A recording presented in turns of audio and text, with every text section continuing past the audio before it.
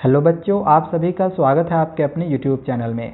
जैसे कि आपको पता ही है कि अभी हमारी मैथ्स की सीरीज चल रही है, तो आज हम चैप्टर 4 क्वाड्रेटिक इक्वेशंस पढ़ेंगे। इससे पहले हमने ऑलरेडी चैप्टर 1 से चैप्टर 3 तक को ऑलरेडी पढ़ा हुआ है और साथ ही उसके इम्पॉर्टेंट क्वेश्चंस भी हमने देखे हुए हैं जो कि बोर्ड एग्जामिनेशन 2021 में पूछे जा सकते हैं। तो उन क्वेश्चंस की आप लोग अच्छे से प्रैक्टिस कर लो, और अगर आपको उन चैप्टर्स को समझना होगा चैप्टर 1 से 3 तक के किसी भी चैप्टर को, तो डिस्क्रिप्शन पे आपको लिंक मिल जाएगा, उस पर क्लिक करके आप किसी भी चैप्टर को समझ सकते हो। और साथ ही क्वाड्रेटिक इक्वेशंस के इंपॉर्टेंट क्वेश्चंस का वीडियो भी मैंने ऑलरेडी बनाया हुआ है। तो पहले आप लोग इस चैप्टर को अभी समझ लो और इसके बाद फिर इसके इंपॉर्टेंट क्वेश्चंस का भी आप लोग प्रैक्टिस कर लेना, उससे हमारे एग्जामिनेशन में क्वेश्चन डेफिनेटली रहेंगे। तो चलिए शुरू करते हैं। पहले हम लोग ये समझेंगे कि क्वाड्रेटिक इक्वेशंस होता क्या है। तो यहाँ पे हम इसके डेफिनेशंस को देख लेते हैं। आप लोग इसके डेफिनेशंस को इस प्रकार से लिख सकते हो कि an equation of the form ax square plus bx plus c equal to 0 where a b c are real numbers and a is not equal to 0 is called a quadratic equation in x। अब इसका मतलब क्या आ गया कि जो quadratic equation होता है उसका फॉर्म होता है ax square plus bx plus c equal to 0। ये क्वाड्रेटिक इक्वेशन का एक स्टैंडर्ड फॉर्म है, ओके, जिसमें से ये जो a है, b है, c है, ये तीनों क्या है, एक रियल नंबर है। और रियल नंबर्स क्या होता है, ये हमने ऑलरेडी चैप्टर 1 रियल नंबर्स में पढ़ा हुआ है। अब इसमें एक बात और दे दिया गया है कि ये जो a है ये 0 नहीं होना चाहिए, तभी ये क्वाड्रेटिक इक्वेशन होगा, अदरवाइज नहीं होगा। जैसे सपोज करो, यहाँ पे मैं कुछ एग्जांपल लेके आप लोग को दिखाना चाहूँगा। जैसे कि यहाँ पे हम एक एग्जांपल ले लेते हैं। जैसे हम यहाँ पे लिख लेते हैं ax square plus bx plus c equal to 0। ये क्वाड्रेटिक इक्वेशन तभी हो सकता है जब a is not equal to 0 हो। अब सपोज करो a के जगह पे हम 0 पुट कर देते हैं, ठीक है। सपोज करो अगर a इज इक्वल टू 0 रहता तो क्या होता। अगर a के जगह पे 0 रहता तो 0 इंटू एक्स स्क्वायर होता, और 0 इंटू एक्स स्क्वायर 0 को किसी भी नंबर से मल्टीप्लाई करते हैं तो 0 हो जाता, यानी कि ये जो एक्स स्क्वायर है ये ख़त्म हो जाता।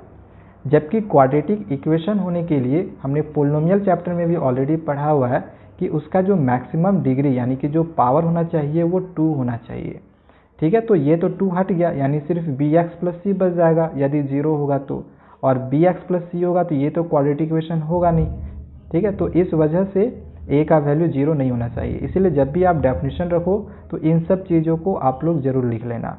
अब हम कैसे पहचान सकते हैं कि कोई भी जो इक्वेशंस होगा वो क्वाड्रेटिक इक्वेशंस है या फिर नहीं है। सपोज करो कि यहाँ पे हमने एक इक्वेशन लिख लिया, ठीक है, यहाँ पे हमने एक इक्वेशन लिखा। अब हमें बताना है कि ये क्वाड्रेटिक इक्वेशंस है या फिर नहीं है। तो क्वाड्रेटिक इक्वेशंस होने के लिए जो मैक्सिमम पावर होना चाहिए वेरिएबल का यानी x का, तो वो 2 होना चाहिए, 2 से बड़ा पावर नहीं होना चाहिए। तो 2 तो पावर है, लेकिन हमें मैक्सिमम पावर देखना है कि बड़ा पावर कितना है। तो बड़ा पावर 3 है, तो इस वजह से ये क्वाड्रेटिक इक्वेशन नहीं होगा। अब सपोज करो यहाँ पे 4x square plus 3x plus 2 बराबर 0 है। यदि आपसे अगर ये पूछा जाए कि ये अब क्वाड्रेटिक इक्वेशन है या फिर नहीं है, तो आप क्या बोलोगे, है। क्यों है, क्योंकि इसका जो मैक्सिमम पावर है वो 2 है। तो मैक्सिमम पावर हमें देखना है x का। जब अब जरूरी नहीं है कि x ही हो, x के जगह पे कोई दूसरा भी वेरिएबल हो सकता है। जैसे कि यहाँ पे हम ले लेते हैं 2y square plus 4y equal to 0। तो ऐसा कोई ज़रूरी नहीं है कि सिर्फ x ही हो, y भी रह सकता है, z भी रह सकता है, यानी कोई भी एक अल्फ़ाबेट रह सकता है। और जो अल्फ़ाबेट होगा वो एक वेरिएबल होगा। वेरिएबल, कांस्टेंट, ये सब क्या होता है ये भी मैंने आप लोग को पोलिनोमियल चैप्टर में पढ़ाया हुआ है, ओके। सो ये हो गया। अब ये बताओ ये क्वाड्रेटिक इक्वेशन है कि नहीं है। तो ये भी क्वाड्रेटिक इक्वेशन होगा क्योंकि पावर 2 है, मैक्सिमम पावर। इसमें y का पावर 1, y का पावर 2, तो सबसे बड़ा पावर देखना है, तो y का पावर 2 है, इसलिए क्वाड्रेटिक इक्वेशन होगा। अब ये भी कोई ज़रूरी नहीं है कि ये y का पावर इधर ही रहे, अब ये ऐसे भी हो सकता है, ठीक है। तो ऐसा नहीं कि ये क्वाड्रेटिक इक्वेशन नहीं होगा। हम मैक्सिमम पावर देखेंगे, मैक्सिमम पावर इसका 1 है, इसका 2 है, बड़ा पावर कौन सा है, 2 है, तो इस वजह से ये भी क्वाड्रेटिक इक्वेशन होगा। और भी हम कुछ एग्जांपल देख लेते हैं। जैसे 3x का power 3 plus 4x square plus 4x plus 1 बराबर 0। सबसे बड़ा पावर x का देखो 3 है, तो इस वजह से ये क्वाड्रेटिक इक्वेशन नहीं होगा।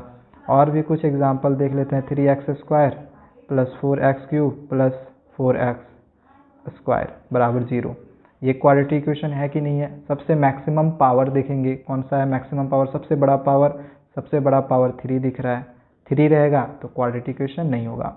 अब समझ में आ गया होगा कि हमें ध्यान में रखना है कि सबसे बड़ा पावर कौन सा है। यदि सबसे बड़ा पावर x का यानी किसी भी वेरिएबल का 2 है तो वो क्वाड्रेटिक इक्वेशन होगा, अदरवाइज नहीं होगा।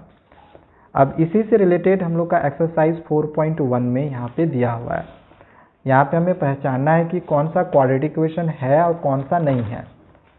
अब जैसे हम पहले क्वेश्चन नंबर 1 का अगर हम सॉल्यूशन करें तो यहाँ पे आप क्वेश्चन देख लो, दिया हुआ है कि x+1 का whole square equal to 2x-3। ठीक है, तो इस क्वेश्चन को अभी हम यहाँ पे सॉल्व करके पहले देख लेते हैं कि ये क्वाड्रेटिक इक्वेशन हो रहा है या फिर नहीं होगा। तो सॉल्व करने के लिए ये आप a+b का होल स्क्वायर के फॉर्मूला में भी इसको ब्रेक करके लिख सकते हो, या फिर आप इसको 2 बार इस तरह से लिख कर भी इसको आप मल्टीप्लाई कर सकते हो। ठीक है, अब देखो ये मल्टीप्लाई हो जाएगा 2x माइनस 2 3 जा 6। अब मल्टीप्लाई करने के लिए आपने 7 क्लास से 6 क्लास से सीखा हुआ होगा कि ये x यहाँ पे उतार लो और ये वाला यहाँ पे इस तरह से उतार लो। अब ये +1 है, यहाँ पे लिख लो, ये x+1 यहाँ पे लिख लो। 2 बार ये x+1 2 बार उतारते हैं और एक बार x+1 यहाँ पे, और ये 2x-6 हो गया। इसको आप डायरेक्ट भी कर सकते थे a+b का होल स्क्वायर। तो एक बार a का स्क्वायर करते तो x का स्क्वायर, 1 का स्क्वायर करते तो 1 और फिर 2x हो जाता। ठीक है, तो यदि आपको फॉर्मूला याद नहीं है तो भी कोई बात नहीं, आप डायरेक्ट इस तरह से 2 बार इसको लिख के मल्टीप्लाई कर सकते हो। x मल्टीप्लाई होके x² होगा, यहाँ पे ये दोनों मल्टीप्लाई होके x होगा, ये दोनों 1 को x से मल्टीप्लाई करेंगे तो x ही होगा, प्लस है 1 1 जा 1, यहाँ पे क्या बच गया 2x-6। तो ये x² जैसे का वैसे ही होगा, x और x देख लो 2x हो रहा है यानी 2x हो रहा है तो 2x लिख लेंगे प्लस 1।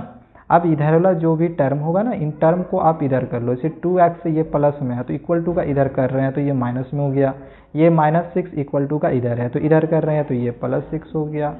ठीक है, तो अब x वाला को एक साथ लिख लेना है। अगर यहाँ पे देखिए प्लस माइनस, अगर हम x वाला को एक साथ कर ले तो प्लस और माइनस होगा, यानी 2x में 2x घटाएंगे तो 0 होगा, यानी ये कट जाएगा, 0 आया मतलब कट गया। ठीक है, यानी कि आप लोग क्या करना है, लाइक टर्म्स को एक साथ लेके जोड़ना या घटाना होगा। जैसे यहाँ पे x² है तो x² लिख लिए। अब ये कांस्टेंट टर्म बच गया 6 और 1, तो ये दोनों को जोड़ लो, 6 और 1 7, तो x² + 7 बराबर 0 हो गया। अब हमें बताना है कि ये क्वाड्रेटिक इक्वेशन है या फिर नहीं है। तो सबसे मैक्सिमम पावर देखेंगे x का, तो x का मैक्सिमम पावर 2 है। ठीक है, एक ही जगह x ही है तो पावर 2 रहने के कारण ये क्या होगा, क्वाड्रेटिक इक्वेशन होगा। सो यहाँ पे बस नीचे लिख लेना है कि it is a quadratic equation. Okay, so ये हम लोग क्वेश्चन नंबर 1 हो गया। इसी तरह से आगे और भी जितने भी यहाँ पे क्वेश्चन दिए हुए हैं, इन सभी क्वेश्चंस को आप लोग बना सकते हो सेम इसी टाइप से। ठीक है, आपको क्या करना है, पहले इन दोनों को मल्टीप्लाई करना है, 2 3 जा 6, तो -6 माइनस प्लस 2x। अब इधर वाला टर्म को इधर कर दो। ठीक है, तो मैं यहाँ पे सारा ही सॉल्यूशन आप लोग करके नहीं दिखाऊंगा, बस आप लोग को प्रोसेस बता दे रहा हूँ। ओके, कि किस प्रकार से आप लोग बना सकते हो। यहाँ पे एक क्वेश्चन मैं आप लोग को और करके दिखा दे रहा हूँ। एक क्वेश्चन को हम और बनाते हैं। चलो ये हम 6 नंबर बना लेते हैं। रैंडमली हम कोई भी क्वेश्चन नहीं ले लिए, 6 नंबर ही ले लिए। देख लेते हैं कि ये क्वाड्रेटिक इक्वेशन हो रहा है या फिर नहीं हो रहा है। ठीक है, इसके बाद फिर हम आगे के भी एक्सरसाइज को समझेंगे। एक क्वेश्चन हम और ले लिए यहाँ पे। इस बार इसको हम 2 बार लिख के मल्टीप्लाई नहीं करेंगे, इस बार इसको हम डायरेक्ट a - b का होल स्क्वायर में इसको हम ब्रेक करके मल्टीप्लाई कर लेंगे। ओके, सो ये x² है, इसको ऐसे रहने दो, प्लस ये 3x हो गया प्लस 1 इक्वल टू, अब a का स्क्वायर करेंगे, a की जगह पे x है तो x का स्क्वायर फॉर्मूला में प्लस होता है b का स्क्वायर, यानी कि b की जगह पे 2 है तो 2 का स्क्वायर करेंगे तो कितना होगा, 2 2 जा 4 ही हो जाएगा। ठीक है, तो यहाँ पे 4 लिखेंगे। यहाँ माइनस है, इस वजह से -2ab होता है, 2a के जगह पे x है, b के जगह पे 2 है तो 2 2 जा 4 हो गया, यानी 4x। ठीक है, तो इसको हटा दिए, यहाँ पे डायरेक्ट -4x लिख लिए। अब इधर वाले टर्म को हम इधर करते हैं तो ये सब तो सारा जैसे का वैसे ही रहेगा, इस सब में तो कुछ करना है नहीं। इधर वाले टर्म को इधर कर रहे हैं, इक्वल टू का ये इधर आ रहा है तो ये प्लस में है तो माइनस एक्स स्क्वायर, ये प्लस में 4 है तो -4, ये माइनस में 4x है तो +4x इक्वल टू 0। ये plus X square minus X square cancel हो जाएगा, प्लस माइनस में है। 3x और 4x दोनों प्लस में है तो प्लस प्लस प्लस 4 और 3 7, 7x 1 और 4, इसको हम घटाएंगे क्योंकि हम माइनस में 4 में 1 घटाएं तो 3 हो जाएगा। ठीक है, 4 बड़ा है, माइनस का साइन है तो -3। अब बताओ ये क्वाड्रेटिक इक्वेशन है या फिर नहीं है। अब देखो यहाँ पावर 2 कहीं नहीं है तो इस वजह से ये क्वाड्रेटिक इक्वेशन नहीं होगा। क्वाड्रेटिक इक्वेशन होने के लिए पावर 2 रहना जरूरी है। ठीक है, तो ये समझ में आ गया ये कौन सा क्वाड्रेटिक इक्वेशन होगा और कौन सा नहीं होगा। ये हमारे एग्जामिनेशन में 1 मार्क्स में क्वेश्चन रह सकता है।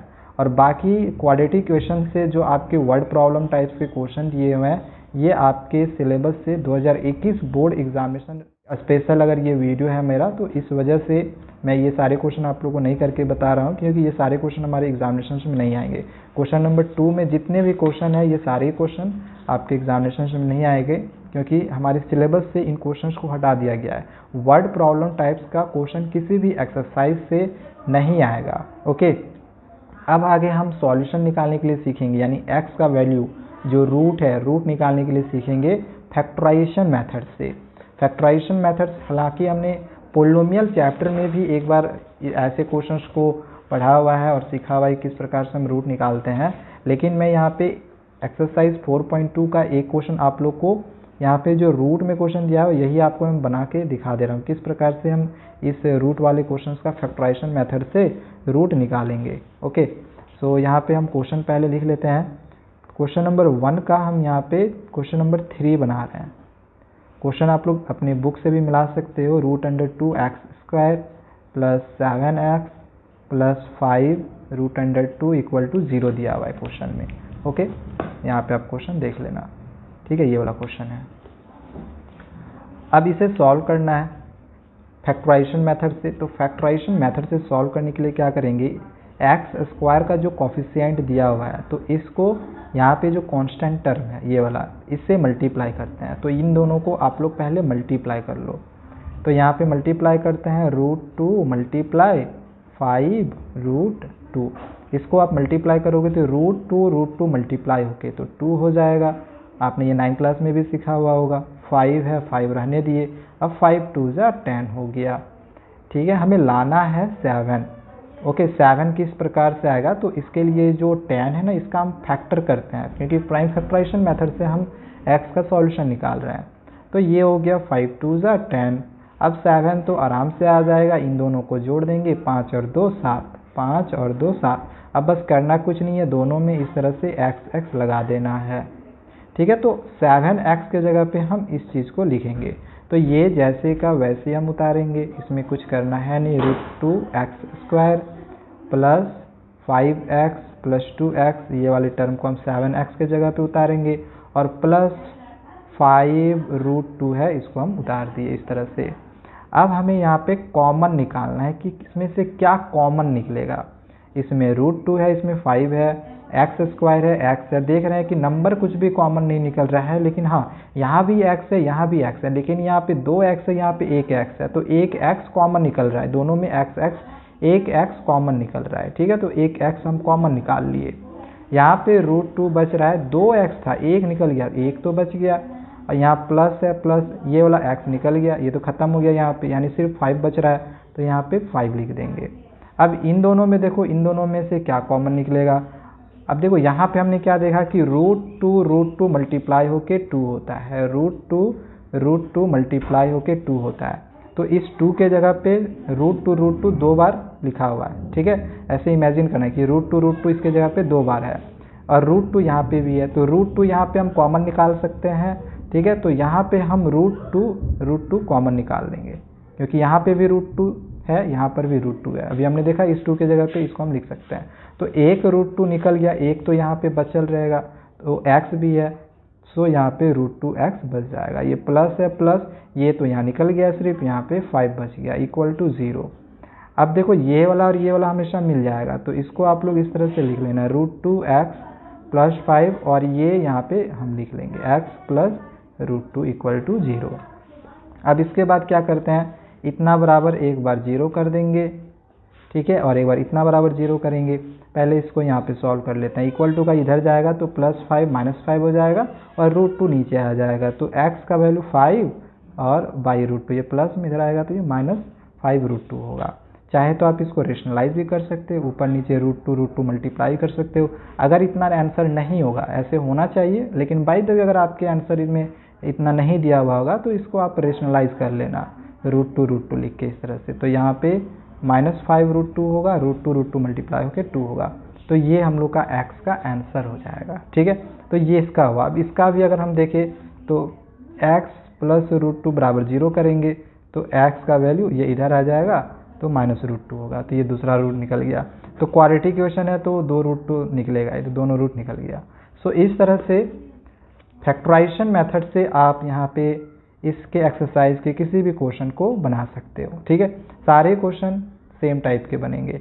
अगर कोई क्वेश्चन बनाने में प्रॉब्लम हो रहा हो तो आप लोग कमेंट जरूर करना, मैं उसका सॉल्यूशन आप लोग को बता दूंगा। ओके, चलो अब इसके बाद यहाँ से यहाँ तक जितना भी क्वेश्चन है ये सारे क्वेश्चन आप लोग को नहीं करने हैं, क्योंकि ये सारे वर्ड प्रॉब्लम टाइप्स के क्वेश्चन है। यहाँ पे हमें खुद से इक्वेशन बनाना होगा, और जहाँ पे खुद से हमें इक्वेशन बनाना होगा उस टाइप के क्वेश्चंस को हमें नहीं बनाना है। ठीक है, चलो ये हो गया एक्सरसाइज 4.2 हम लोग का कंप्लीट। अब अगर आगे हम आए एक्सरसाइज 4.3 में, तो 4.3 में हमें क्वाड्रेटिक फॉर्मूला और कंप्लीटिंग स्क्वायर मेथड ये दोनों पढ़ने हैं। यहाँ पे हमने रूट निकालने के लिए सीखा फैक्टराइजेशन मेथड। जैसे कि आप लोग को मैंने स्टार्टिंग में ही बता दिया है कि हमें 3 मेथड पढ़ने थे, जिसमें से कंप्लीटिंग स्क्वायर मेथड हटा दिया गया है, प्राइम फैक्टराइजेशन मेथड और क्वाड्रेटिक फॉर्मूला ये 2 मेथड हम पढ़ेंगे। तो ये प्राइम फैक्टराइजेशन मेथड हम लोग का हो गया। अब आगे हम लोग क्वाड्रेटिक फॉर्मूला, ठीक है, वो वाला मेथड हम लोग यूज करेंगे और x का वैल्यू फाइंड करने के लिए सीखेंगे। ठीक है, तो चलिए यहाँ पे हम शुरू कर लेते हैं। और यहाँ पे मैं आपको क्वेश्चन दिखा दे रहा हूँ एक्सरसाइज 4.3 के जो क्वेश्चंस हैं। अब देखो ये जो क्वेश्चन है यहाँ पे दिया हुआ है कि इसका रूट निकालना है, 4 क्वेश्चन है, लेकिन यहाँ पे हमें मेथड यूज करना है कंप्लीटिंग द स्क्वायर मेथड। ये आपके सिलेबस में नहीं है। अब बहुत सारे बच्चों के इसमें कमेंट्स आ रहे थे कि हमारे सिलेबस में ये कहीं नहीं दिया हुआ है कि कंप्लीटिंग स्क्वायर मेथड डिलीटेड है, लेकिन यहाँ पे बच्चों मैं आप लोग को बता दूँ कि इससे पहले वाले एग्जामिनेशन से ही ये वाला मेथड को हटाया गया है, यानी कि इस मेथड से आपके क्वेश्चन नहीं आएंगे। अगर आपको निकालने के लिए सॉल्यूशन निकालने के लिए आता है या फिर आप यू कहोगे रूट निकालने के लिए आता है, तो या तो आपको ये क्वाड्रेटिक फॉर्मूला मेथड से निकालने के लिए आएगा या फिर प्राइम फैक्टराइजेशन मेथड से आएगा, कंप्लीटिंग स्क्वायर मेथड से नहीं आएगा। सो इन सभी क्वेश्चंस को हम लोग कंप्लीटिंग स्क्वायर मेथड से नहीं बनाएंगे, हम बनाएंगे क्वाड्रेटिक फॉर्मूला मेथड से। Second question, so quadratic formula method क्या होता है पहले इसे हम समझ लेते हैं और इसके बाद ही हम इसके क्वेश्चंस को बना सकते हैं। तो क्वाड्रेटिक फॉर्मूला मेथड के लिए पहले हम जो क्वाड्रेटिक इक्वेशंस का स्टैंडर्ड फॉर्म होता है इसे लिख लेते हैं ax² + bx + c = 0। और यहाँ पे हमें ये पता ही है कि a ≠ 0 होता है। ठीक है, ये तो हमने क्वाड्रेटिक इक्वेशन के डेफिनेशन में भी सीखा। अब इसके बाद क्या है कि क्वाड्रेटिक फॉर्मूला मेथड के लिए हमें सबसे पहले d निकालना है। d यानी कि इसे हम कहते हैं डिस्क्रिमिनांट, और इसका फॉर्मूला होता है b² - 4ac। ठीक है, b² - 4ac। तो ये b क्या है, ये वाला b है, 4ac a क्या है, ये वाला, और ये c ये वाला। ठीक है, यानी कि b हो गया x का कोफिशिएंट, a हो गया x² का कोफिशिएंट और c है कांस्टेंट टर्म। तो डिस्क्रिमिनांट यानी कि d का फॉर्मूला b² - 4ac होता है, इसको याद रखना है आपको। अब इसके बाद हमें x का वैल्यू फाइंड करना, यानी हमें रूट निकालना है। तो x का 2 रूट निकलेगा, क्योंकि क्वाड्रेटिक इक्वेशन है, क्वाड्रेटिक इक्वेशन में 2 रूट निकलता है। तो एक रूट जब निकालेंगे तो इसका फॉर्मूला होगा -b + √d/2a, और दूसरा वाला रूट होगा -b, यहाँ पे माइनस हो जाता है, √d/2a। अब यहाँ पे ये b क्या है, तो x का कोफिशिएंट, d क्या है डिस्क्रिमिनांट, और ये वाला a क्या है x² का कोफिशिएंट। ओके, अब इसी चीज़ को हम एक और तरीके से लिख सकते हैं, ठीक है, -b plus root under d by 2a। अब प्लस माइनस हम एक ही साथ लगा दिए, ठीक है, तो x बराबर आप ये ऐसे भी लिख सकते हो, उसी चीज़ को यहाँ पे अलग अलग हमने करके लिखा हुआ है, आप एक ही साथ करके भी लिख सकते हो, लेकिन ज़्यादा अच्छा रहेगा कि आप लोग अलग अलग करके ही लिखना। अब इसी से रिलेटेड ये जो अभी मैंने आप लोग को यहाँ पे फॉर्मूला बताया, तो इसी से रिलेटेड यहाँ पे ये क्वेश्चन है, हम लोग क्वाड्रेटिक फॉर्मूला से इस क्वेश्चन को बना के देखते हैं। चलो इसी क्वेश्चन को हम देखते हैं।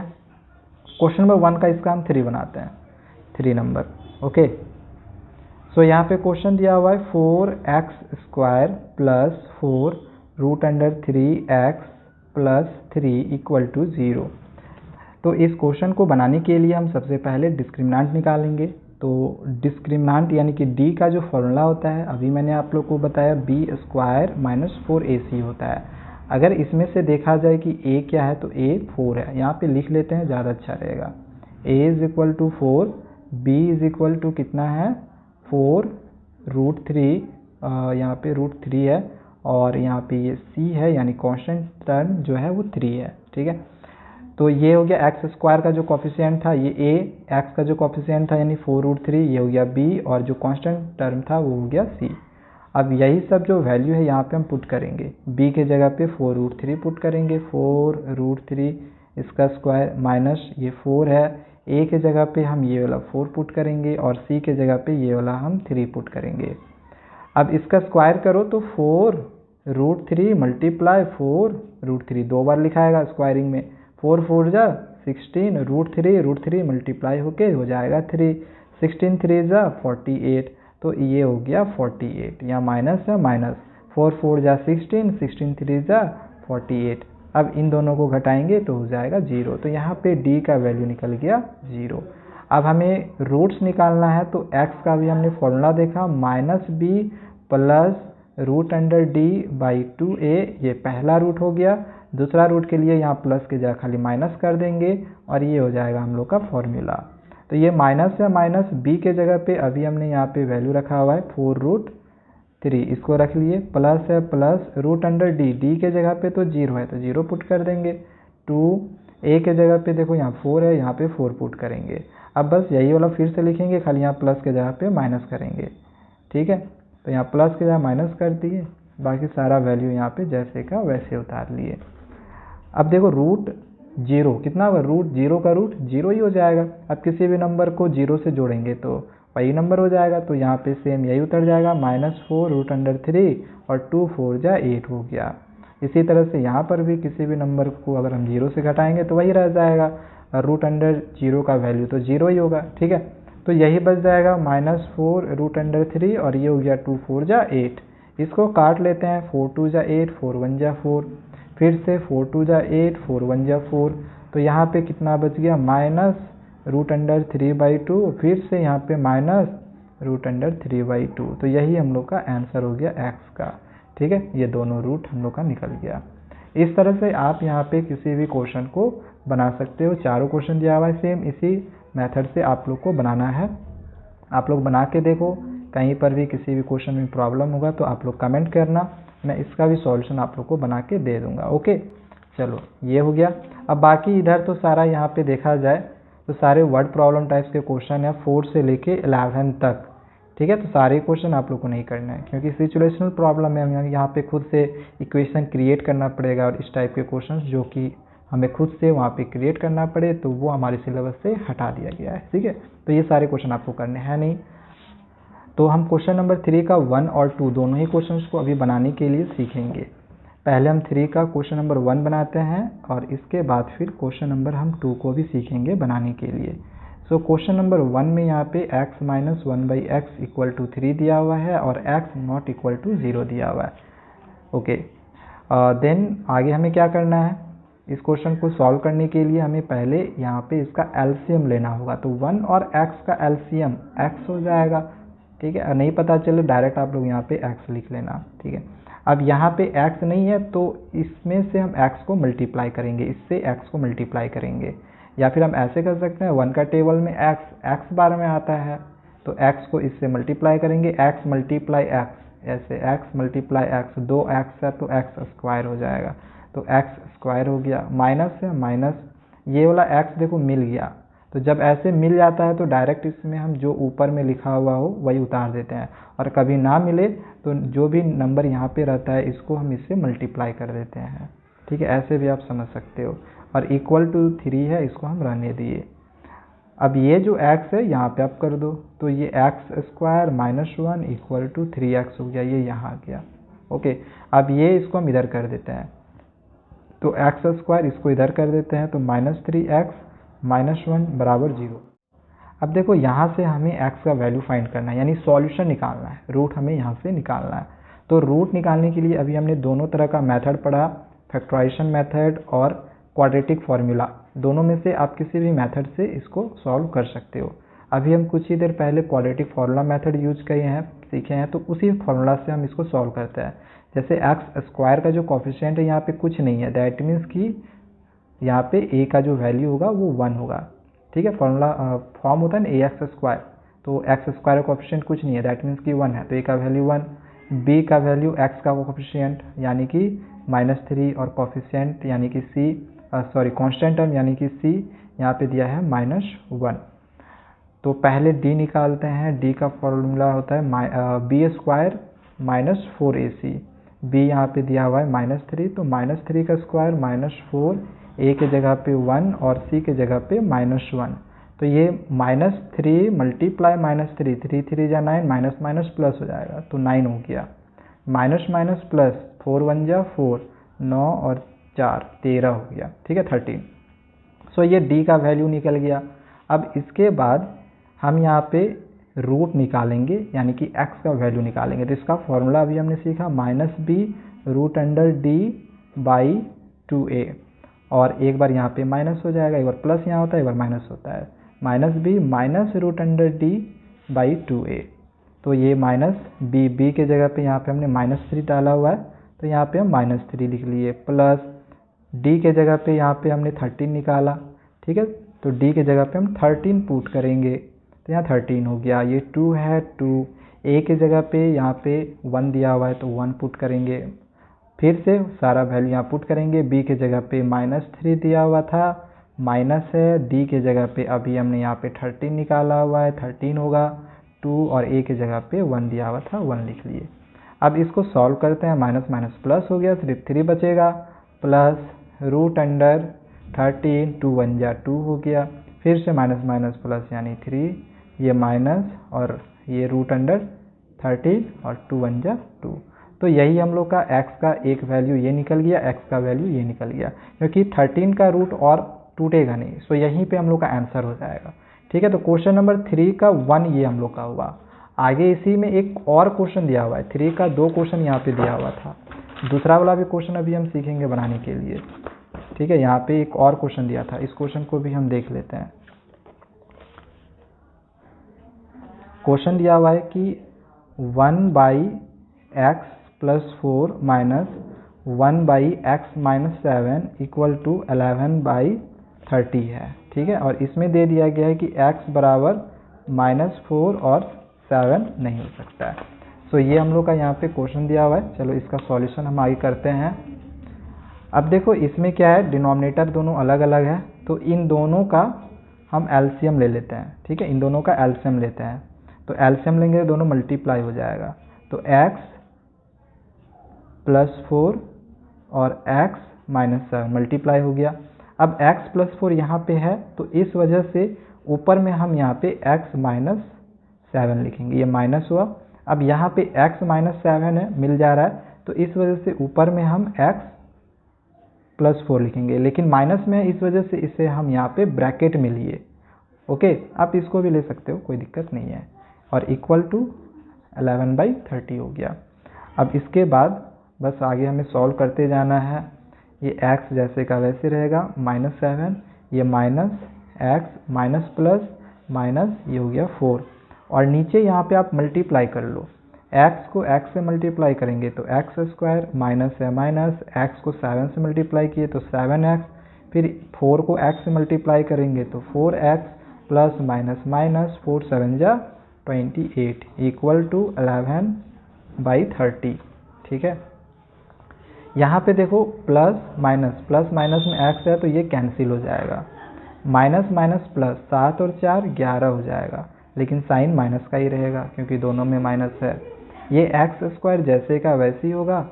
अब यहाँ पे माइनस प्लस माइनस हो जाएगा, 7 में 4 घटाएंगे तो 3, लेकिन 7 बड़ा है, माइनस का साइन है तो माइनस 3x होगा, और माइनस 28 इक्वल टू 11/30। कुछ इस प्रकार से हो गया। कभी भी ऊपर में इक्वल टू रहे और ऊपर ऊपर सेम मिले या फिर नीचे नीचे सेम मिले तो आप इसको काट सकते हो, कोई प्रॉब्लम नहीं है। ओके, सो हम यहाँ पे इसको काट लिए। अब ये क्रॉस मल्टीप्लिकेशन करते हैं हम यहाँ पे, ठीक है।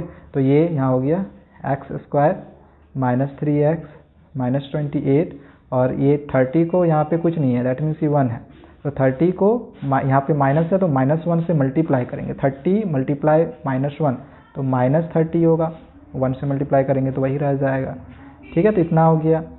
अब ये एक्स स्क्वायर है, -3x है, -28 है, अब -30 इक्वल टू का इधर कर दो तो +30 होगा बराबर 0। तो ये एक्स स्क्वायर जैसे का वैसे ही रहेगा, -3x माइनस प्लस माइनस, 30 में 28 घटाएंगे, माइनस हुआ तो 30 में 28 घटाओगे तो 2 ही आएगा।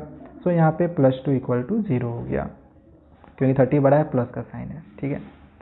अब फिर से हमें क्वाड्रेटिक फॉर्मूला मेथड से यूज़ करना है और यूज़ करके x का वैल्यू फाइंड कर लेना है। एक्स स्क्वायर का यहाँ पे कोफिशिएंट कुछ नहीं है, दैट मीन्स कि a का वैल्यू 1 होगा, b का वैल्यू यानी x का कोफिशिएंट यहाँ पे -3 है तो b का वैल्यू -3, और कांस्टेंट टर्म यहाँ पे c दिया हुआ है 2। अब यहाँ पे हम x का वैल्यू फाइंड कर रहे हैं यानी रूट निकाल रहे हैं, सो इसका फॉर्मूला हम लिख लेते हैं, लेकिन इससे पहले हम लोग d निकालते हैं, डिस्क्रिमिनांट। तो d का फॉर्मूला होता है b² माइनस 4ac। b का वैल्यू यहाँ पे ले लो -3, इसका स्क्वायर -4, a के जगह पे 1 है और c के जगह पे 2 है। अब -3 का स्क्वायर करेंगे, मतलब -3 मल्टीप्लाई -3, इस प्रकार से -3 मल्टीप्लाई -3, माइनस माइनस तो प्लस हो जाएगा, और 3 3 जा 9, तो ये हो गया 9। अब माइनस है, -4 2 जा 8, 9 में 8 घटाएंगे तो 1 होगा। तो इस प्रकार से यहाँ पे d का वैल्यू हमने 1 निकाल लिया। अब हम x का वैल्यू यानी सॉल्यूशन निकालेंगे, रूट्स। तो x का फॉर्मूला क्या होता है, -b प्लस √d/2a, और एक होता है -b minus √d/2a। Okay, minus है, माइनस b का वैल्यू यहाँ से आप देखते जाओ, b का वैल्यू -3 है, प्लस d का वैल्यू अभी हमने यहाँ पे निकाला, देखो 1 है, 1 2, यहाँ पे a का वैल्यू यहाँ पे देख लो 1 है, 1। बस वैल्यू आप लोग को देख देख के पुट करना है, b के जगह पे -3 माइनस d हमने यहाँ पे 1 निकाला हुआ है, 1, ये 2 हो गया, और a के जगह पे यहाँ पे 1 दिया हुआ है तो a के जगह पे 1 हो गया, ठीक है। माइनस माइनस तो प्लस हो जाएगा तो 3 हो गया। अच्छा, √1 का रूट कितना होगा, 1 ही हो जाएगा, तो यहाँ पे 1 ही रहने देंगे, और 2 1 जा 2 हो गया। बिल्कुल इसी तरह से यहाँ पर भी 1 ही रहेगा, 2 1 जा 2, 3 और 1 4, और 3 में 1 घटाएंगे तो 2, इसको काटेंगे तो 2 2 जा 4, इसको काटेंगे तो 1।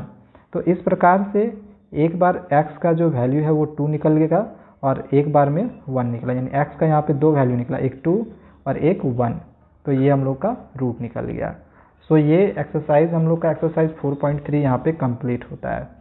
अब नेक्स्ट हम लोग का एक लास्ट इसमें टॉपिक बच गया है, नेचर ऑफ रूट्स।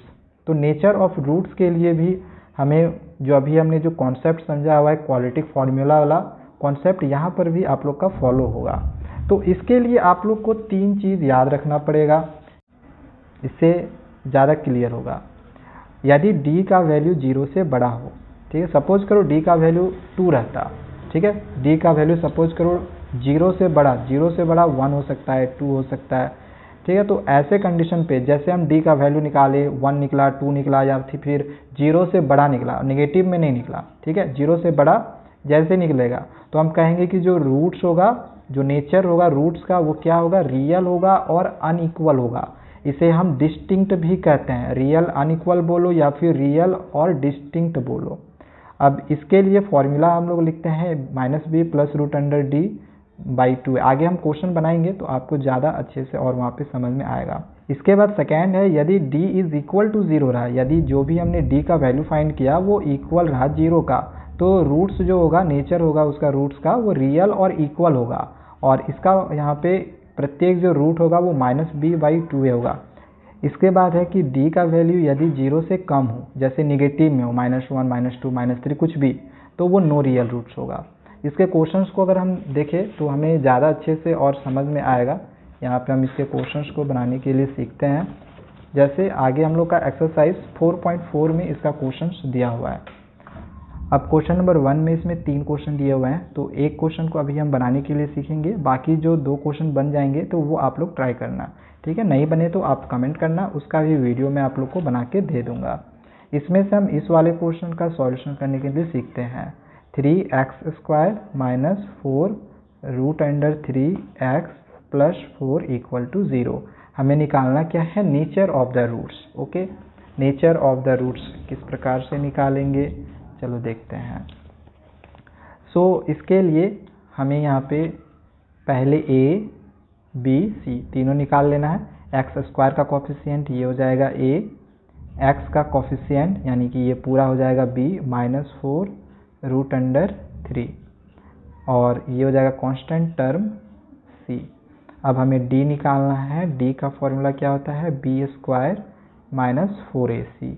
b का वैल्यू कितना है? -4√3, इसका स्क्वायर करेंगे -4, a है यहाँ पे 3 और c दिया हुआ है 4।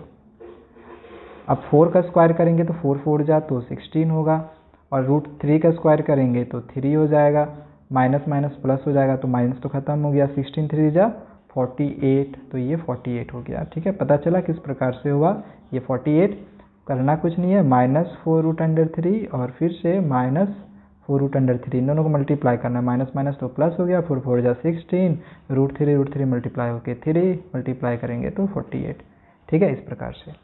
अब इसको मल्टीप्लाई कर लो, 4 3 जा 12 और 12 4 जा यहाँ पे 48, इसका भी हो जाएगा। ठीक है, या फिर ऐसे ही कर सकते हो, 4 4 जा 16, 16 3 जा 48, तो ये भी 48 ही होगा।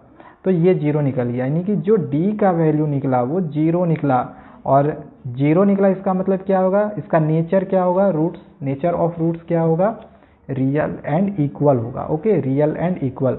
देयरफॉर हम लोग लिख सकते हैं nature of roots equal to real and equal. अभी हमने पढ़ा कि यदि d इक्वल हो 0 के इक्वल हो d का वैल्यू, तो रूट्स रियल होगा और इक्वल होगा। और इसी में अगर 0 से बड़ा रहता तो रूट्स रियल और अनइक्वल रहता, उसे हम रियल और डिस्टिंक्ट भी कहते हैं। और अगर कम रहता यानी नेगेटिव में रहता तो फिर हम लोग क्या कहते हैं कि वो नो रियल रूट्स होगा। ओके, सो इस प्रकार से यहाँ पे अब हमें यदि क्वेश्चन में रियल और इक्वल आ जाए, जैसे नेचर ऑफ द रूट्स यदि रियल और इक्वल आ जाए, तो अभी मैंने आप लोग को यहाँ पे एक फॉर्मूला बताया था, जो रूट्स होगा इसका फॉर्मूला क्या हो जाएगा? -b/2a। तो इसके लिए जो रूट्स निकलेगा, दोनों जो रूट निकलेगा वो -b/2a निकलेगा। ठीक है, यानी 2 बार -b/2a, दोनों बार आपको लिखना है। अब इसके लिए हम लोग b और a का वैल्यू पुट कर लेंगे। a है माइनस है माइनस, b है, b का वैल्यू -4√3 और 2 a का वैल्यू यहाँ पे देख लो 3।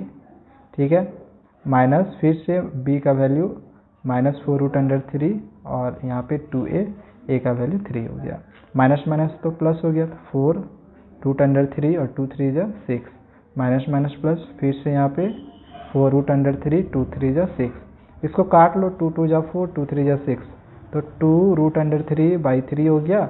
इसको भी काट लो सेम उसी तरह से, तो 2√3/3 हो गया। सो ये देख लो x का यहाँ पे दोनों वैल्यू, ठीक है, x का दोनों वैल्यू ये ओके। सो ये हम लोग का यहाँ पे क्वेश्चन नंबर 1 कंप्लीट होता है। ठीक है, क्वेश्चन नंबर 1 का बाकी क्वेश्चन आप लोग इसी तरह से ट्राई करना बनाने का, नहीं बनेगा तो आप लोग कमेंट कर सकते हो। आगे इसमें हमें k का वैल्यू फाइंड करना है। ठीक है, find the value of k। अब इसमें दे दिया गया so that they have equal roots. Equal roots के लिए हमें k का वैल्यू फाइंड करना है। तो इसमें भी 2 क्वेश्चन है, तो एक क्वेश्चन इसका भी मैं आप लोग को बना के दिखा दे रहा हूँ, बाकी 2 क्वेश्चन आप लोग को, एक क्वेश्चन जो बच जाएगा वो आप लोग को बनाने हैं। सो इसमें क्वेश्चन हम 1 वाला बनाते हैं। 2x² यहाँ पे लिखते हैं 2x² + kx+3 बराबर 0। आपके एग्जामिनेशंस के पॉइंट ऑफ व्यू से अगर हम देखें तो ये क्वेश्चन आपके लिए बहुत ज़्यादा इंपॉर्टेंट है, ठीक है, वेरी इंपॉर्टेंट क्वेश्चन है। सो इसके लिए हम लोग क्या करेंगे, रूट्स हम लोग का दिया हुआ है रियल और इक्वल, तो यहाँ पे हम लोग लिखेंगे for real and equal roots. Real और इक्वल रूट्स के लिए d इक्वल होता है 0 का। d का फॉर्मूला क्या होता है, b² - 4ac = 0।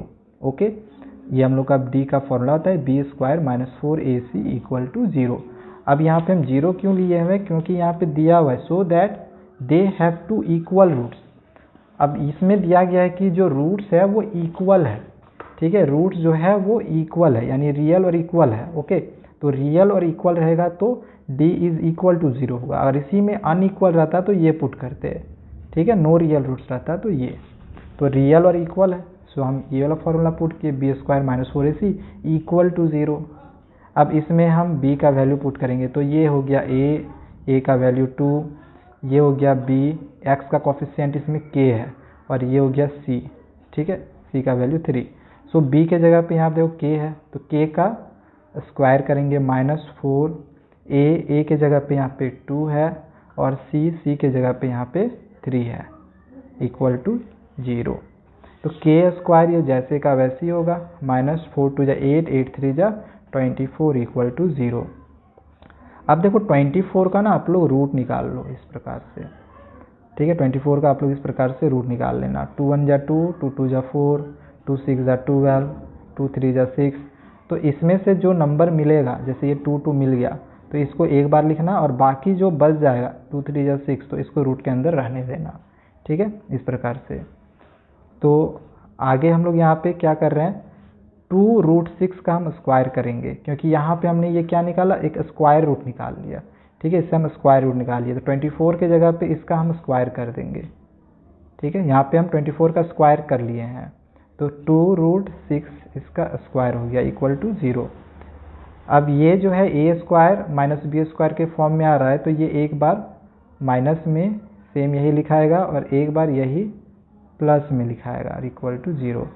अब एक बार हम लोग ऐसे लिख सकते हैं कि k - 2√6 बराबर 0, तो k का वैल्यू 2√6, और एक बार हम लोग इधर लिख सकते हैं कि k + 2√6 बराबर 0, तो k का वैल्यू -2√6। तो इस तरह से एक आंसर हम लोग का k का आया, क्या, k का दो वैल्यू हम लोग का आया, एक 2√6 और एक -2√6। सो ये हम लोग का यहाँ पे आंसर कंप्लीट हो जाएगा। सो ये हम लोग का क्वेश्चन नंबर 2 हो गया। अब बाकी जितने भी क्वेश्चन हैं सारे के सारे वर्ड प्रॉब्लम टाइप्स के क्वेश्चन हैं, तो ये सारे क्वेश्चन आपको नहीं करने हैं। तो एक्सरसाइज 4.4 भी हम लोग खत्म हो चुका है। आगे हम लोग नेक्स्ट चैप्टर पढ़ेंगे अर्थमेटिक प्रोग्रेशन। तो इसका मैंने एक पार्ट बनाया हुआ है, ओके, तो इसको मैं स्टार्टिंग से नहीं बताऊंगा। एक्सरसाइज जो इसका फर्स्ट वाला एक्सरसाइज होगा तो वो मैंने ऑलरेडी बनाया हुआ है, तो इसका मैं जब भी बनाऊंगा तो नेक्स्ट एक्सरसाइज के क्वेश्चंस को पहले जो कॉन्सेप्ट होगा उसको सीखेंगे, और इसके बाद फिर पूरा का पूरा चैप्टर मैं आप लोग को अगले वीडियो में अर्थमेटिक प्रोग्रेशन का भी खत्म कर दूंगा। तब तक आप लोग चैनल को सब्सक्राइब करके रखें। Thank you.